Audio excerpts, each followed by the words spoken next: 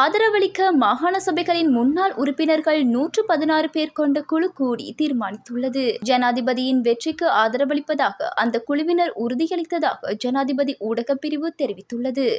116 பேர் கொண்ட இந்த குழு ஸ்ரீலங்கா பொதுஜன பெரமுன மற்றும் ஐக்கிய தேசிய கட்சியை பிரதிநிதித்துவப்படுத்துபவர்கள் என தெரிவிக்கப்பட்டுள்ளது.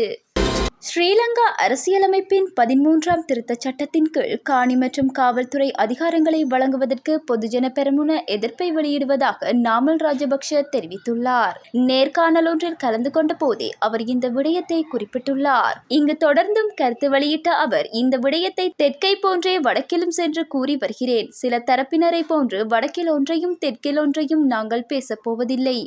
இதனால் வடக்கின் சில அரசியல் கட்சிகளினால் எம்முடன் இணைந்து செயற்பட முடியவில்லை.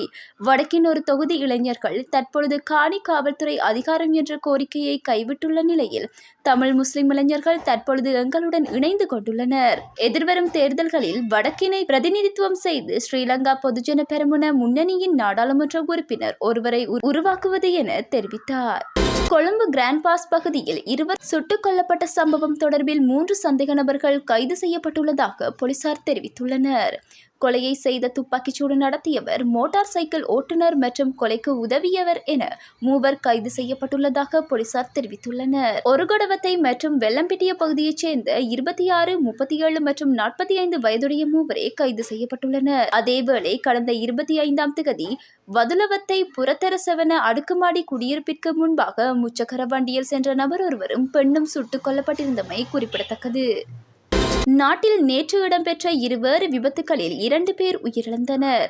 புத்தளம் திருகோணமலை வீதியில் நொச்சியாகம நகரில் புத்தளத்திலிருந்து அனுராதபுரம் திசை நோக்கி பயணித்த மோட்டார் சைக்கிள் பேருந்து தரிப்பிடத்தில் நிறுத்தி வைக்கப்பட்டிருந்த பேருந்தை முந்திச் சென்ற போது விபத்து ஏற்பட்டுள்ளதாக போலீசார் தெரிவித்தனர். அப்போது நிறுத்தப்பட்டிருந்த பேருந்திற்கு பின்னால் பயணித்த மற்றொரு பேருந்து நிறுத்தப்பட்டிருந்த பேருந்தையும் மோட்டார் சைக்கிளையும் முந்திச் செல்லும் போது மோட்டார் சைக்கிள் மீது மோதியுள்ளது. இதன்போது மோட்டார் சைக்கிளின் பின்னால் சென்ற பெண் தூக்கி வீசப்பட்டு பேருந்தின் பின் சக்கரத்தின் அடியில் சிக்கி உயிரிழந்தார். ராஜாங்கனை பிரதேச சேர்ந்த 34 வயதுடைய பெண்ணே இவ்வாறு பலியாகினார்.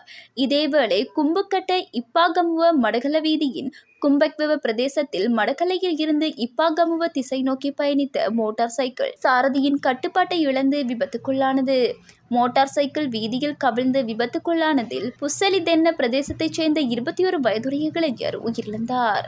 கொழும்பிலிருந்து மாத்தறை சென்ற பேருந்தில் இளம் யுவதி மீது பாலியல் சேட்டை புரிந்த ஓய்வு பெற்ற அதிபர் ஒருவர் கைது செய்யப்பட்டுள்ளதாக களுத்துறை தெற்கு போலீசார் தெரிவித்தனர்.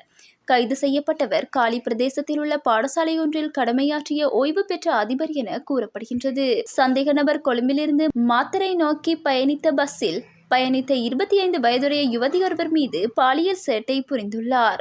சம்பவம் தொடர்பில் பஸ்ஸின் நடத்துனர் களுத்துறை தெற்கு போலீசாருக்கு தகவல் வழங்கியதை அடுத்து சந்தேக நபர் கைது செய்யப்பட்டுள்ளதாக போலீசார் தெரிவித்தனர்.